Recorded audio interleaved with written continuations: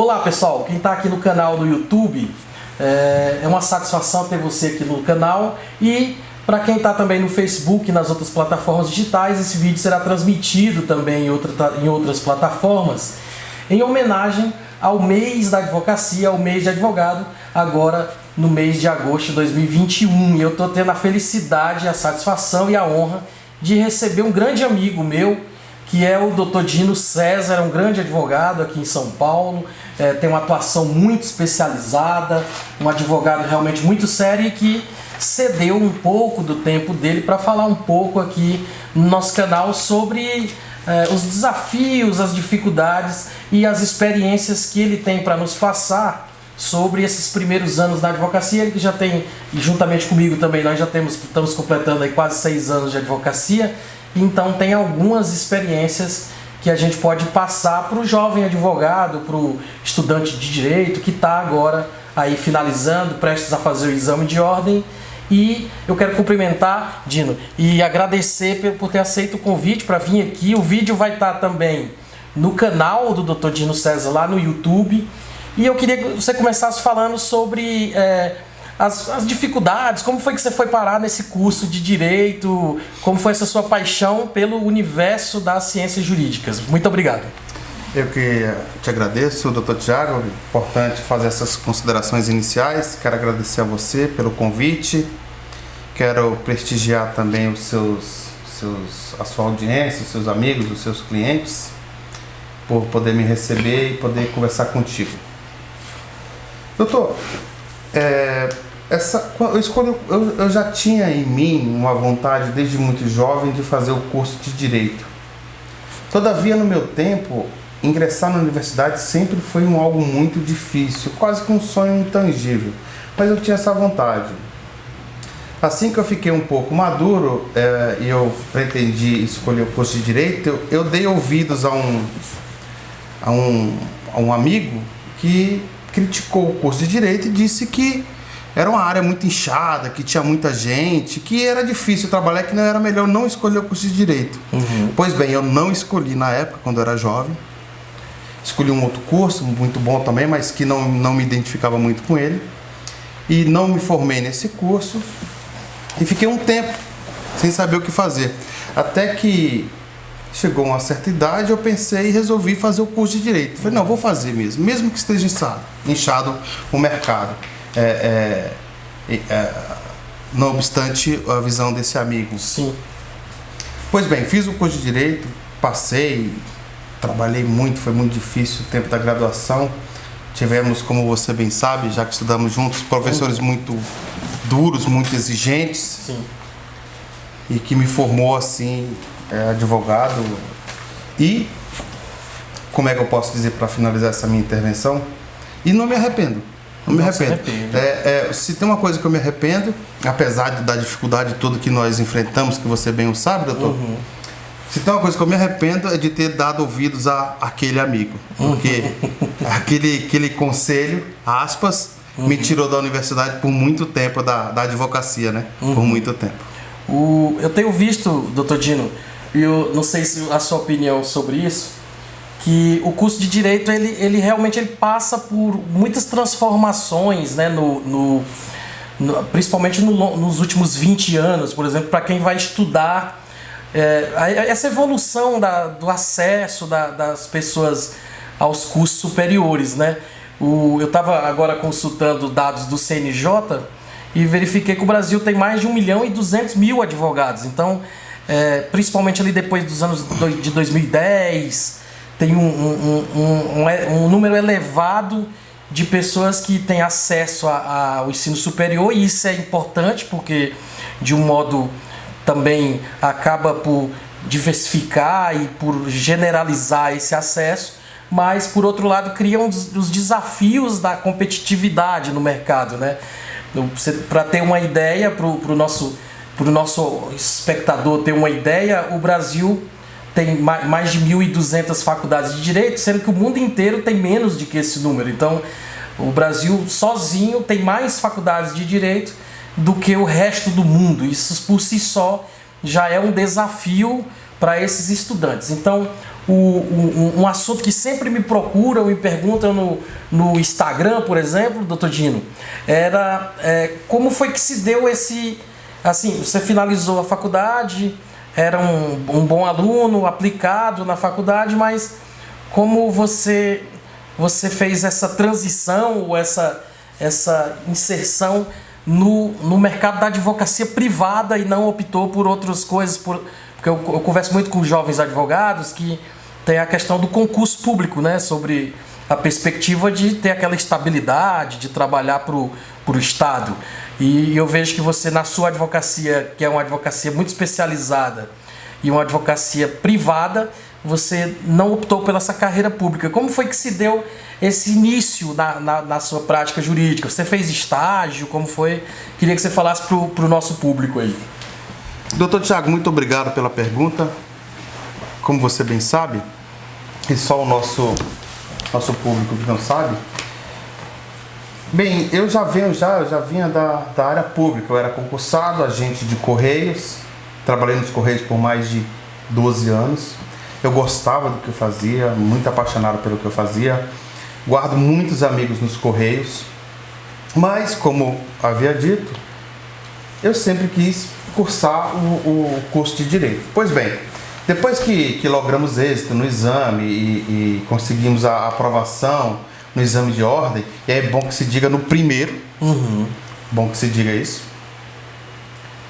resolvi então, fiquei mais um tempo trabalhando como carteiro e pegava pequenos casos de advocacia, militava em pequenos casos, principalmente na Defensoria Pública.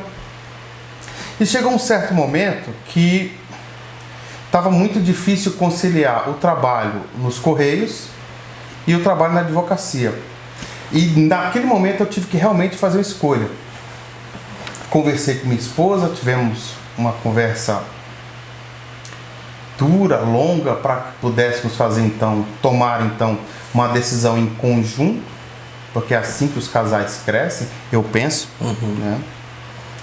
E resolvi então sair dos Correios para advogar, militar na área pública, né? Pois bem, tinha muito medo de sair dos Correios, porque quando você trabalha público, você tem uma segurança jurídica muito grande. Você não tem medo de atraso de salários, você tem um contrato fixo, você não tem medo de ser demitido logo em seguida, né? Ou então a qualquer intempérie do mercado, do dito Deus mercado, não tinha então esse medo. Então, quando eu vi esse processo para eu sair da área pública para essa área privada, foi muito difícil para mim. Eu fiquei com muito medo, muito inconstante e, enfim, eu não sei mais dizer como foi difícil. Mas, ao mesmo tempo, também, eu consegui tocar o barco, tirar fácil, porque eu já tinha um projeto desenhado na minha mente, eu já tinha uma ideia de quem seriam os meus clientes, eu já tinha uma ideia de qual tipo de área do direito que eu militaria, eu já tinha uma ideia de onde achar esses clientes, porque essa é a dica mais importante que tem-se que pensar. Aonde está o seu cliente? É a mais importante, é a mais difícil de resolver. Pois bem, saí, não me arrependo, tenho maior liberdade, muito mais responsabilidades, porque você tem muita responsabilidade. Mas, balanceando, doutor, eu posso dizer que foi difícil, mas foi uma escolha muito boa e que tem me deixado feliz até o presente momento. Tem uma coisa um ponto que está dentro da sua fala que eu queria que você externasse aqui nesse ponto central sobre esse convênio da Defensoria com a OAB, né, que alguns advogados, quando está iniciando, acabam fazendo, né, e que eu queria que você falasse assim pro nosso público qual foi a experiência que você teve com esse convênio e se ele é uma opção boa assim pro jovem advogado que acabou de sair da faculdade, está com a carteira da OAB, mas às vezes não tem escritório, não tem clientes, também não quer trabalhar para outro escritório. Você aconselha esse jovem advogado a procurar esses convênios? Como é que funciona? Você pode falar um pouco para o nosso público? Essa foi uma ótima pergunta, foi muito boa mesmo. Primeiro eu quero chamar a atenção, como eu sempre chamo quando a gente está em debates Sim. entre nós e outros amigos, estudantes e amantes do direito, sempre quando você pergunta se é uma boa opção, é sempre um juízo de valor. Sim. E sempre quando se diz se uma coisa é boa, imagina-se então que compara-se então essa coisa com aquele juízo do que é bom. Então é importante saber primeiro qual é esse juízo. Se por bom se quer ganhar dinheiro, eu vou dizer então que não é uma boa escolha. Porque na Defensoria Pública você não está ali para ganhar dinheiro, você não consegue, porque o honorário é muito pouco, porque é um tipo de caso de pro bono, é como se fosse quase um pro bono, Sim. que serve para ajudar as pessoas mais carentes que não têm condições de contratar advogados. Então, a ordem, por meio desse convênio com a Defensoria Pública, pactuaram um valor de honorários que é pago para o advogado que queira fazer a Defensoria Pública. Não é bom para ganhar dinheiro, ponto. Mas é muito bom para ganhar experiência. É muito bom mesmo. Você tem que estudar muito mais. Você encontra com pessoas em grandes fragilidades, o que aumenta a sua responsabilidade. E no geral, lhe permite um crescimento profissional na área que você escolher militar. Sim. Tem uma questão sobre essa opção pela advocacia, né? Eu acho que eu já te falei, eu queria falar agora no vídeo, que era... Eu não escolhi, não tinha uma opção pelo curso de Direito, né? Eu fui parar nele por uma questão do acaso, né? Eu estava um dia...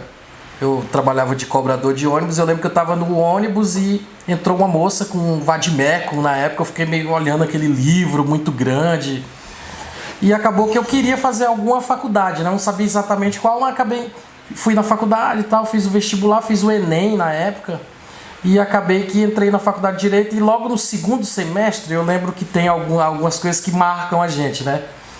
Tinha um professor de Direito Penal e ele falando sobre os casos e algumas coisas que me chamou muita atenção e eu acho que dali despertou em mim um interesse pela advocacia privada. Então eu acho que eu nunca tive em mente, assim, dentro do período da faculdade, a ideia de fazer concurso público. Eu sempre estava ali tentando se aproximar de escritórios de advocacia. Eu fui trabalhar com uma advogada muito importante ali da região da Zona Sul, que é saudosa, a doutora Arabella, uma advogada muito especializada na área de direito do trabalho, direito civil, o escritório dela. E eu já via nela uma referência de que eu queria ser, né? Eu já não despertava em mim o interesse por concurso público, muito embora eu tenha ficado por 2 anos como estagiário da Defensoria Pública, lá no Fórum Criminal da Barra Funda. Então, para mim, essa escolha de sair da faculdade e tentar a advocacia privada, ela já tinha sido feita, né? Eu já já sabia que eu queria ser advogado, não tinha dúvida. Eu também tinha muito claro que era muito difícil você conseguir um emprego na advocacia. Eu via alguns amigos, alguns colegas contando da dificuldade de você trabalhar em alguns grandes escritórios e tal. Então eu já sabia que eu queria ser advogado e eu sabia que eu tinha que ter o meu próprio negócio. E daí então eu sempre, assim que me formei, fui muito ajudado por esses advogados que eu mencionei aqui, por alguns outros amigos advogados que já tinham mais experiência, que sempre foram me ajudando e eu acho que, imagino que depois de uns 6 meses eu já tinha poucos clientes, mas já conseguia viver ali da advocacia. Um outro ponto muito importante que eu queria que você falasse agora, porque dado esse cenário, né, que eu falei aqui no começo, que tem mais de 1.200.000 advogados, o estado de São Paulo já passa de 400.000 advogados. Então é um universo muito competitivo e é um universo também que, quando você opta pela advocacia privada, é um ambiente meio solitário, que você está ali sozinho, às vezes você não tem ninguém dentro do escritório que trabalhe com você, e você vai enfrentar esse universo e esse mercado sem muitas noções do que seria empreender nesse universo. Então eu queria que você colocasse agora algum ponto sobre esses desafios, principalmente quando você já é advogado, já vai iniciar. O que eu faço? Eu vou montar um escritório, vou virar sócio de alguém, vou chamar um amigo às vezes da faculdade para virar sócio. O que você pensa sobre esse primeiro passo, né? O cara tá fazendo o convênio da defensoria, que nem você falou aí, que já é uma experiência. Mas aí agora ele quer os próprios clientes. O que ele vai fazer? Qual a dificuldade maior, assim, que você vê nesse universo dos primeiros clientes, assim? O que ele vai fazer? Como ele, às vezes, não tem tanta prática, onde é que protocola as coisas, onde é o fórum, quais os desafios, assim, que você enfrentou no seu dia a dia mesmo? Doutor, essa é uma pergunta que é a pergunta que todo mundo quer saber, né? É a pergunta de $1 milhão, né? É a pergunta de 1 milhão. Muito difícil. Quando você sai da universidade, você sai cru, porque a universidade não ensina você a advogar. Como bem lembrava o professor Delova, pessoa maravilhosa. Professor, quero deixar um abraço para o senhor. Seus ensinos de filosofia são maravilhosos. E eu e o doutor Tiago, seguimos até hoje sempre as suas observações. Sem desmerecer os outros professores, a professora Soninha e vários outros. Né? Vários, enfim, esse primeiro momento é muito difícil, porque seguindo a tradição de quem gosta do direito mesmo, que você quer estudar, você quer entender o regramento que possibilita a pacificação humana, que é o direito, e de outro lado, entretanto, você tem boletos que sempre vencem. Sempre vencem. Então você tem de um lado a ideia de você ser um profissional referência no mercado, que estuda muito, e aqui já é uma outra dica, o que nós devemos fazer é estudar, porque esse é o nosso trabalho. E de outro lado você tem boletos que vencem, você precisa de cliente. Achar esse equilíbrio, doutor, no meu sentir, ele tem me parecido que ele é mais uma questão mais individual. Porque é o seguinte, se eu disser que o meu padrão de vida gira em torno de 5, 6 mil reais, por exemplo, incluindo aí o meu escritório digital, enfim, a minha vida pessoal com os meus filhos, eu não vou ter muita dificuldade de arrumar uns poucos clientes para poder bancar esse padrão. Sim. Então eu consigo ter tempo para estudar muito mais e um padrão de vida baixo para poder conseguir bancar. De outro lado, se você for uma pessoa que gosta e tem um padrão de vida alto, para você começar no direito, você já tem que começar com muito cliente. Então, o que parece difícil. Por isso que eu disse, na minha percepção, que isso é uma questão mais pessoal. O sucesso, nesse primeiro momento, quando você sai da universidade e você quer montar o seu escritório, e você quer montar o seu escritório e tem os clientes, você quer estudar, é você conhecer o seu padrão de vida e buscar esse mercado que você vai atender com esses clientes que você entende que existem e trabalhar o suficiente para poder manter sua vida e você conseguir estudar. Mas isso eu penso que é muito relativo, vai muito de cada um. Mas e você, o que pensa? Quer dizer, como você bem conhece, eu saí da faculdade com um padrão de vida muito baixo, né?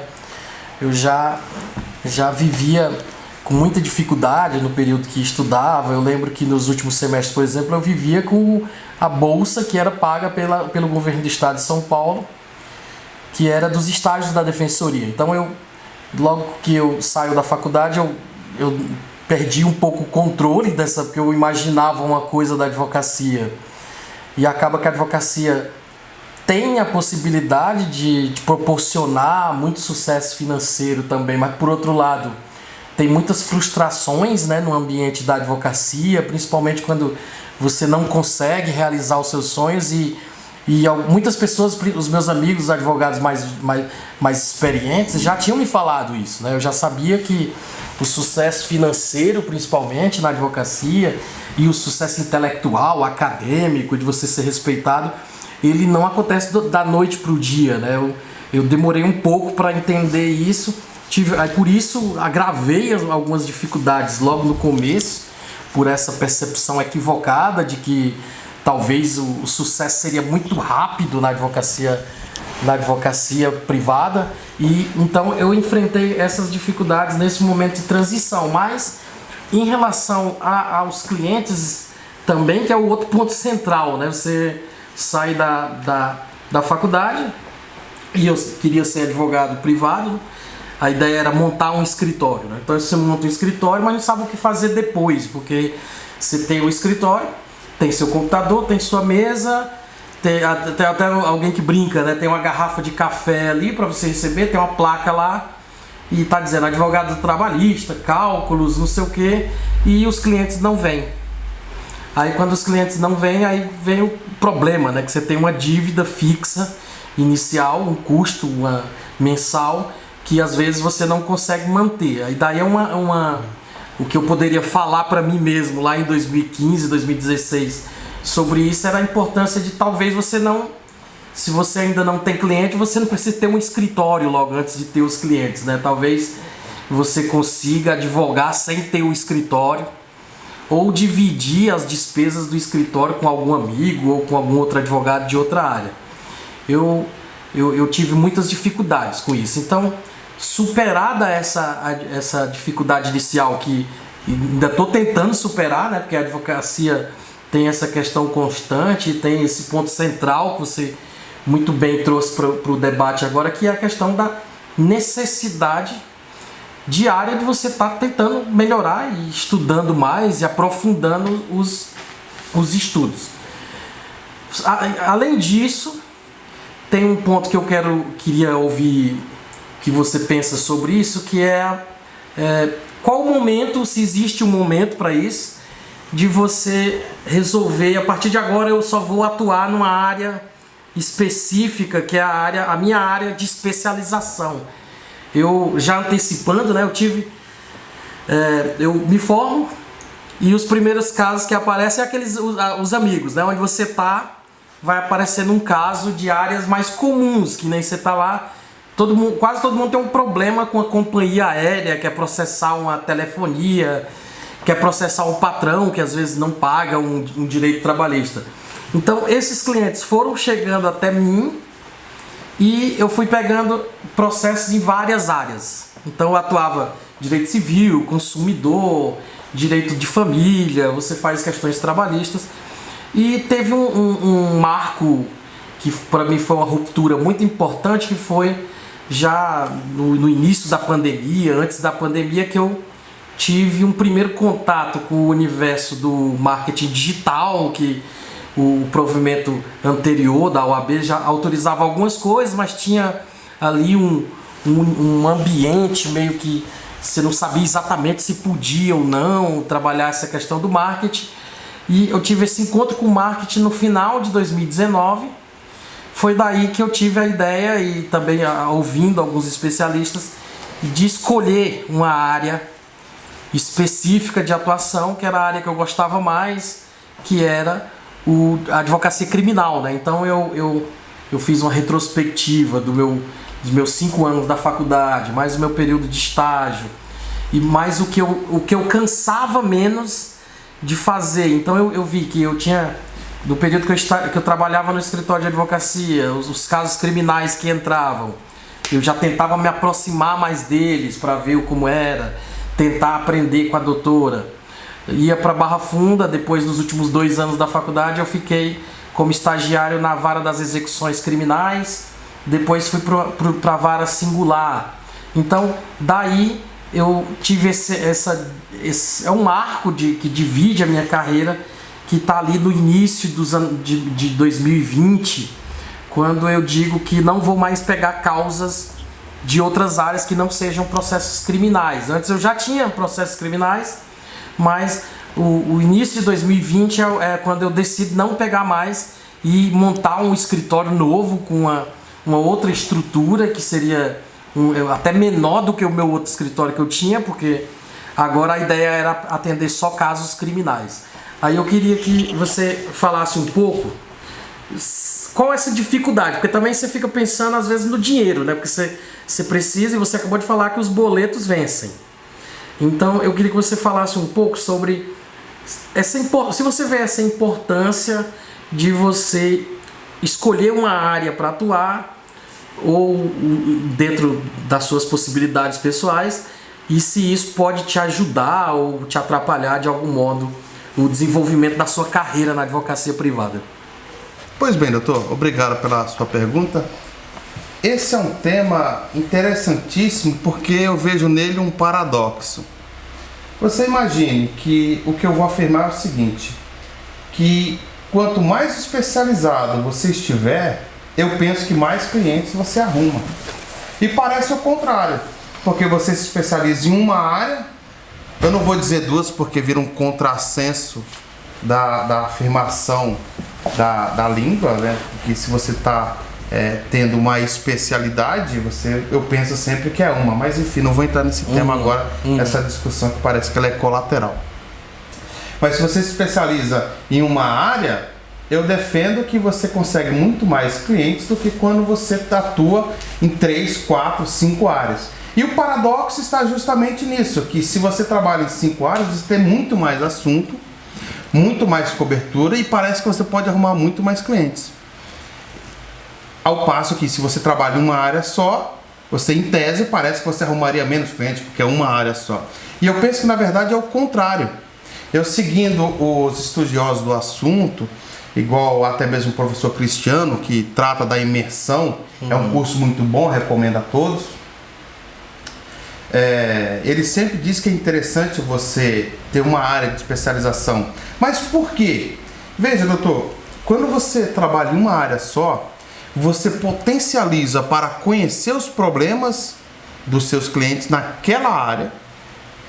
Então você começa a trabalhar para clientes voltados só para aquela área, você acaba sendo conhecido porque você trabalha naquela área.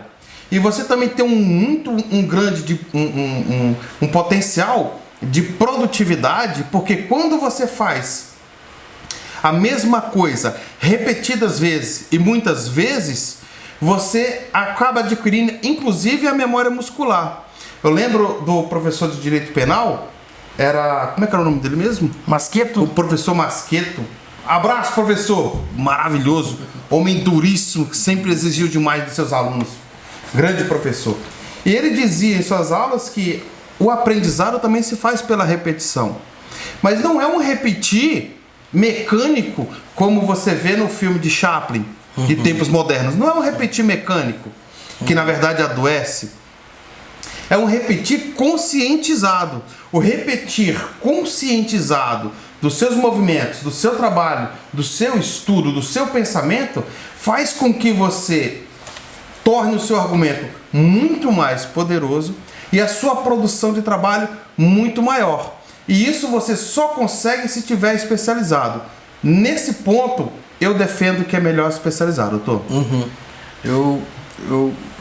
Mais alguma coisa? Não, eu peço desculpas. Eu quero te dar a palavra, eu quero entender a sua inteligência sobre o assunto.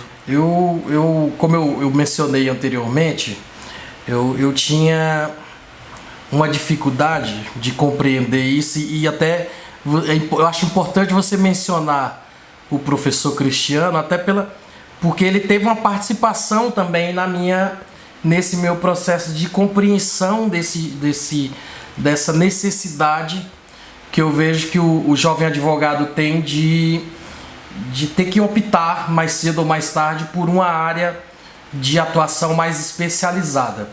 Eu conheci o Cristiano nas redes sociais, né, em 2019, e consumindo conteúdos dele lá, ele me passava a ideia de que era necessário você escolher uma área, até pelo que você falou aí sobre essa possibilidade de você aprofundar um pouco mais os seus conhecimentos, de você atuar numa área que você gosta mais também, e de você poder, com o passar do tempo e do passar dos anos, você ser uma referência, por exemplo, naquela área ali. Então eu visualizei o universo que eu estava inserido ali no final de 2019, era um universo muito comum do jovem advogado, né? Você está ali e acaba que as demandas que chegam até você, elas têm muita relação com o ambiente que você está inserido, né? Eu estava inserido num ambiente que tinha saído de uma empresa de ônibus, né? Eu trabalhava na empresa de ônibus. Então, os meus amigos, o ciclo de amizades que eu tinha era aquelas pessoas que tinham problemas relacionados problemas trabalhistas, alguns problemas cíveis mais simples, algumas questões de direito de família. Então eu fui pegando isso aí, mas aí lá nessa virada do ano de 2019 para 2020 eu compreendi a necessidade de se escolher uma área de atuação, e essa escolha pela área criminal teve muito a ver com esse meu passado, tanto na Defensoria Pública como no escritório de advocacia, que tinha também uma divisão na área criminal. Essa opção e essa escolha, que é estratégica também, de você optar por uma área que você compreende melhor, que você cansa menos de estudar ela tem muito a ver com um tema que eu queria introduzir aqui no nosso bate-papo, que é justamente que eu vejo como o maior desafio da advocacia, de modo geral, e do comerciante, né, do vendedor, que ao fim e ao cabo todos nós somos também vendedores, né, uma coisa que a faculdade também, eu imagino que aos poucos ela vai abrir o olho para isso, porque, e também não sei se isso seria competência da faculdade de Direito também, mas que é a questão do empreendedorismo, do modo como você chega no mercado e não tem clientes, e a ideia de especialização e de escolher uma área única para atuar veio muito nesse momento de falta de clientes. Então eu estava no escritório, o escritório, tinha um outro escritório em outro lugar, mudei, mas a grande dificuldade era ter clientes. Então eu percebi e queria introduzir esse assunto, que é justamente o modo como conseguir os clientes, de onde vêm os clientes e existem algumas ferramentas, né, que tanto o marketing digital, o empreendedorismo jurídico, que trazem ferramentas, noções para que o empresário do direito coloque em prática e traga sucesso para o seu negócio. E eu queria ouvir de você alguma coisa relacionada a isso, sobre existem algumas estratégias que você utiliza para conseguir clientes. Como é essa ideia de atração de clientes? Como os clientes chegam hoje até o escritório do Dr. Dino César? Doutor, vou responder essa pergunta, mas antes me permita voltar então ao tema anterior, que é aquela ideia que a gente tratava sobre a especialização, sobre o adensamento, sobre a profundidade do assunto. Quando você estuda, você fica muito melhor nele. E tratávamos ainda há pouco. Você vê, e inclusive eu vou querer até saber da sua opinião. Você veja que o juiz, ele sabe muito em regra, não é porque ele é um Deus, não é porque é uma entidade divina que tem um dom ali, o dom de reter conhecimento. Não se trata disso. Eu penso que o juiz sabe muito porque ele estudou muito para poder ser aprovado no concurso, né? Apesar de que ele acabou decorando muita coisa, que é a crítica do professor Lênio Streck. Mas a partir do momento que ele investe no cargo da judicatura, ele então passa a ver os mesmos assuntos todo dia. Você imagine que um juiz, por dia, na vara dele, entram mais de 200 ações, muitas vezes, sobre o mesmo tema, doutor. Sim. Então ele tem o mesmo tema, por exemplo, para julgar o dia inteiro. Então você pega aí uma relação de fixação de pensão alimentícia, ou ainda de verificação de uma limitação da capacidade do trabalho decorrente, seja ela de doença do trabalho, seja ela de um acidente do trabalho, isso no âmbito previdenciário. O juiz pega esse assunto todo dia, então ele fica muito mais especializado. Se for de um juiz de uma vara especializada, como temos aqui em São Paulo, existe aqui em São Paulo, para que você tenha a noção, se você não for da capital, existem varas aqui em São Paulo que tratam somente de auxílio acidente, que é um benefício da Previdência Social que decorre do acidente do trabalho ou doença do trabalho. Mas esse aqui é um papo para um outro dia. Então você imagina que o juiz só trata disso o dia todo dia e sempre. Ele fica muito especializado. Então ele acaba sabendo muito o assunto. Mas veja, não é só porque tem um dom divino. Não, é porque ele faz muito a mesma coisa. É a ideia do conhecimento, da memória muscular. Né? Porque o cérebro, é o que dizem os especialistas, é um músculo. Pois bem, então voltando à sua pergunta, que é a mais importante. Você veja, doutor, essa questão ainda vou acabar voltando no primeiro vídeo que a gente tratou disso. E se você não assistiu, pode clicar aqui que você vai ter acesso a esse vídeo. Veja, por mais que eu tenha assistido os cursos do professor Cristiano, por mais que eu esteja me ligando e buscado estudar a questão do marketing multimídia, do marketing para me relacionar melhor com as pessoas, eu tenho procurado trabalhar com menos clientes para entregar um alto grau de qualidade do meu trabalho para os meus clientes. O que implica dizer o seguinte: eu penso que quanto mais eu estudar, mais eu consigo entregar qualidade para o meu cliente. Todavia, se eu tiver muito cliente, eu consigo estudar menos. Então, o que eu tenho que decidir mesmo? É se eu estudo muito e tenho um dinheiro necessário para eu viver, para eu manter a minha vida, manter o meu escritório e seguir com meus projetos, ou se eu estudo pouco e tento muito cliente agora no começo. Eu tenho entendido que a primeira opção é a mais viável para mim. É um projeto pessoal que eu quero estudar muito, ficar muito especializado na minha área. Então eu tenho entendido que eu tenho que ter poucos clientes e tenho que ter muito estudo. Por essa razão eu tenho procurado não fazer uma divulgação muito grande. E os meus clientes acabam vindo mesmo por indicação de outros clientes e pouquíssimos deles ainda vêm pela internet. Mas não é o meu nicho central de clientes pela internet. E o doutor? Desde 2020, né, eu tenho tentado trabalhar a produção de conteúdo, né, nas redes sociais, principalmente no Instagram e no Facebook. E o modo que os resultados vêm chegando é um modo convencional. Então, a exemplo do que o doutor acabou de falar, o velho método ainda acaba funcionando, né, que é justamente as indicações.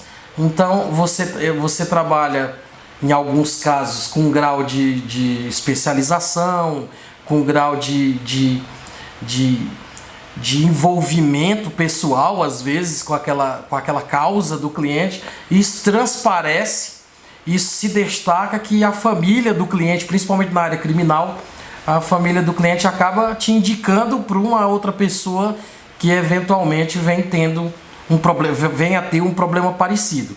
Contudo, eu queria destacar a importância da jovem advocacia, principalmente agora, após o provimento 205, se eu não estiver enganado, é o novo provimento da OAB, que trata justamente sobre a questão, e para deixar mais claro, algumas questões relacionadas à publicidade do advogado. Então, eu hoje tenho um escritório de advocacia especializado na área criminal, e grande parte dos meus clientes hoje, doutor, por incrível que pareça, são outros advogados, né, advogados de outras áreas, que não atuam na área criminal e que acabam fazendo parcerias comigo. Então os advogados me procuram para que eu atue nos processos dos clientes deles, e nisso eu tenho uma formação de capital do meu próprio negócio. Então, queria novamente destacar para o jovem advogado a importância do posicionamento, que é um assunto que eu queria falar um pouco mais à frente.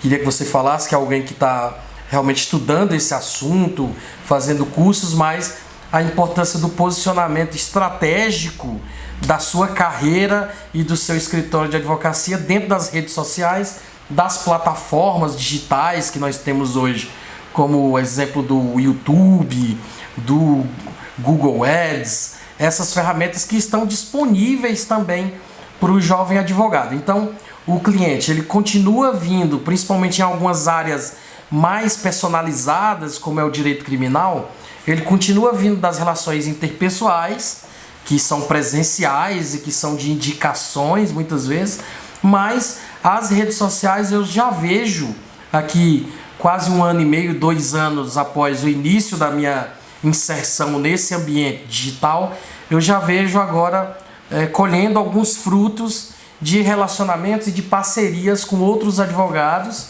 e até mesmo clientes que me localizam no Google Ads ou no Google Meu Negócio ou no Facebook. Então acaba que esses clientes também chegam. Além desse assunto, um assunto que a gente muito comenta e que você estava me aguçando a minha pouca inteligência, né, para falar desse assunto, assim. Mas que eu acho que a nossa audiência merece, que são basicamente advogados, jovens advogados, bacharéis, estudantes que fizeram o exame de ordem agora, é justamente o relacionamento com juízes, né, que você queria que a gente abordasse esse tema, né? Essa é uma boa questão, os relacionamentos com os juízes. Porque quando você superado, digamos que nós superamos o caminho para ter clientes, né?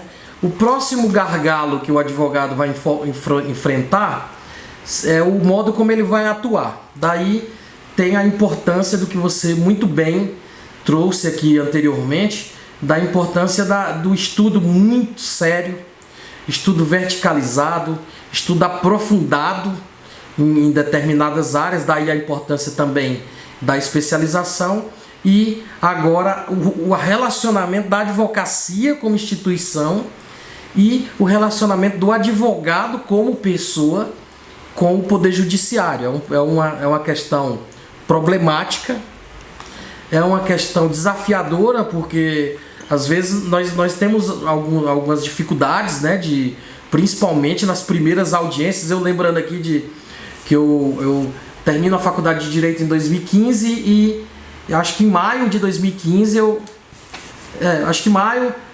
março de 2015 eu colei grau, né, peguei a carteira da Ordem dos Advogados do Brasil e 3, 4 dias depois eu tinha uma audiência já marcada de um caso que eu tinha feito em parceria com a advogada da época.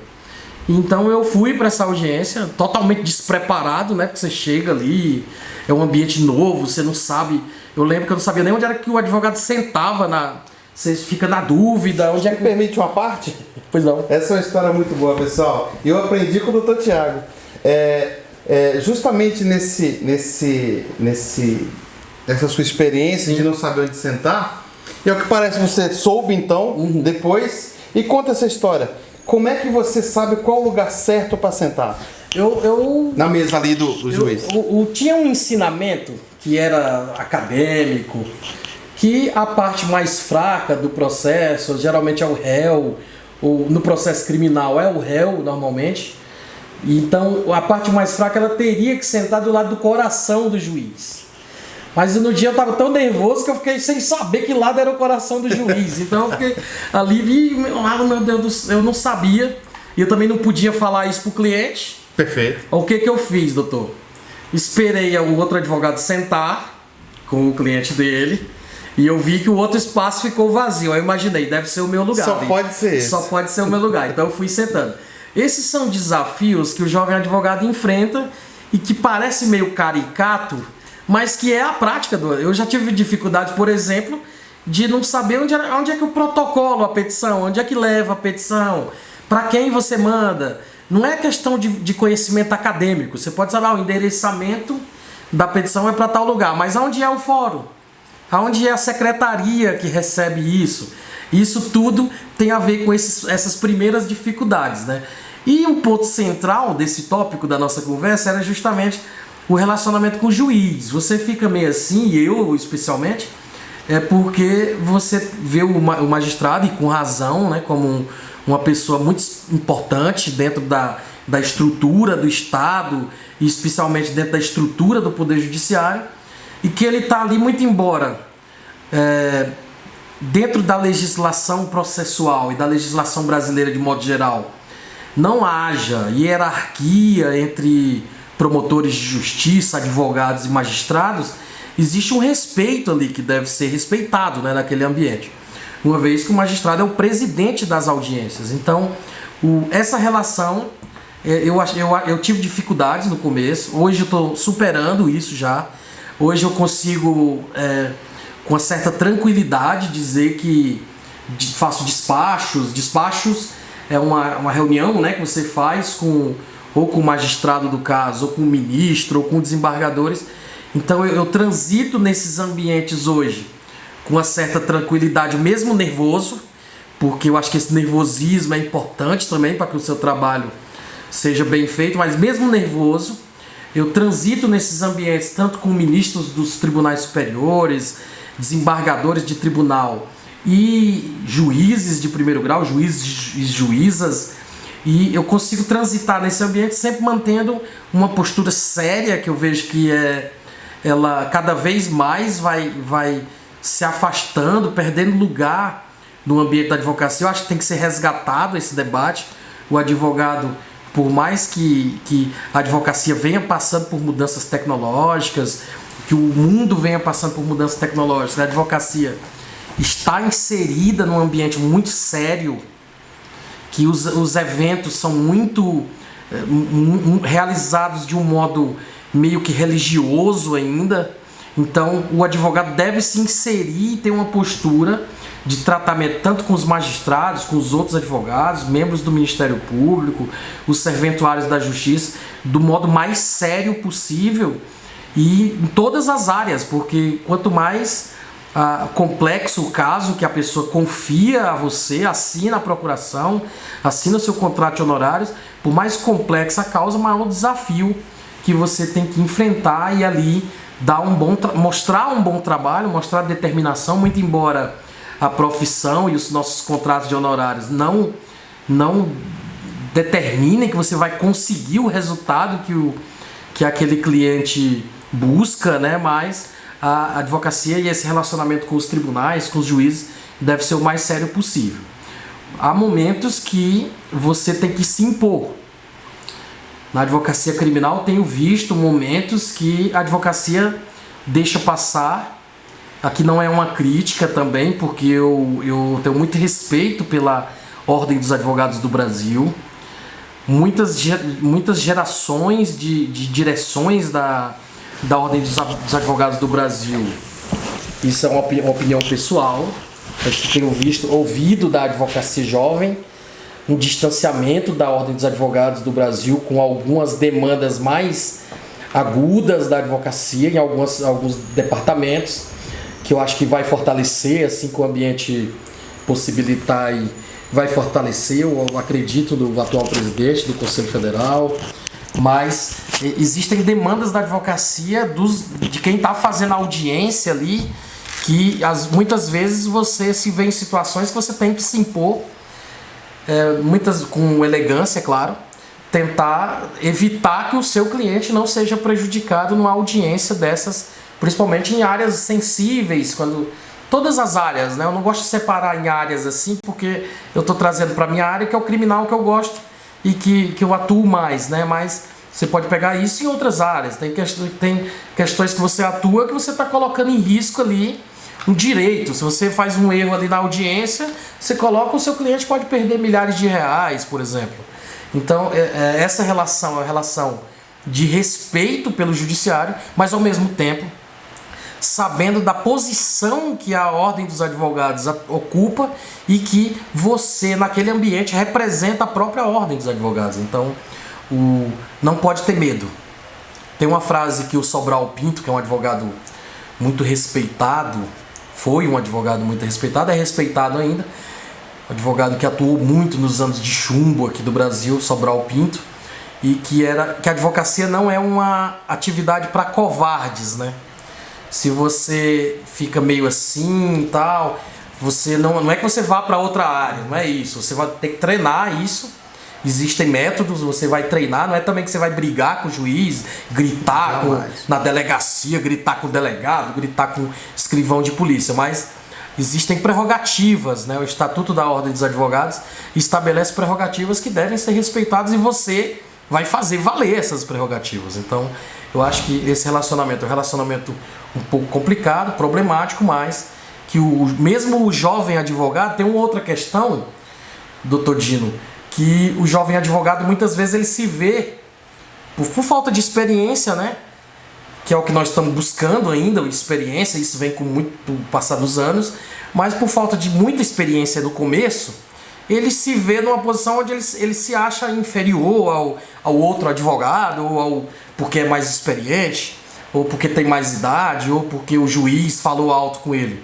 Então eu vejo que o ambiente democrático propicia essa relação de igualdade entre todos os advogados, promotores e juízes. Então você entrou na audiência, lá fora você pode não ter o carro igual o outro advogado, não morar numa casa igual o outro advogado, o juiz pode ter mais dinheiro que você. Entrou ali, sentou naquela mesa ali, você é igual a ele, pode falar que os direitos ali que você está protegendo não são seus, são da pessoa que te contratou, o seu constituinte.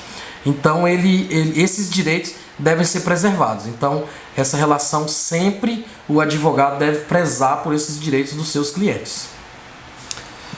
Muito bom. Podemos então, doutor, resumir assim, essa relação com o juiz, apesar do medo, eu não tive até hoje nenhuma experiência com nenhum juiz que fosse mal educado, que fosse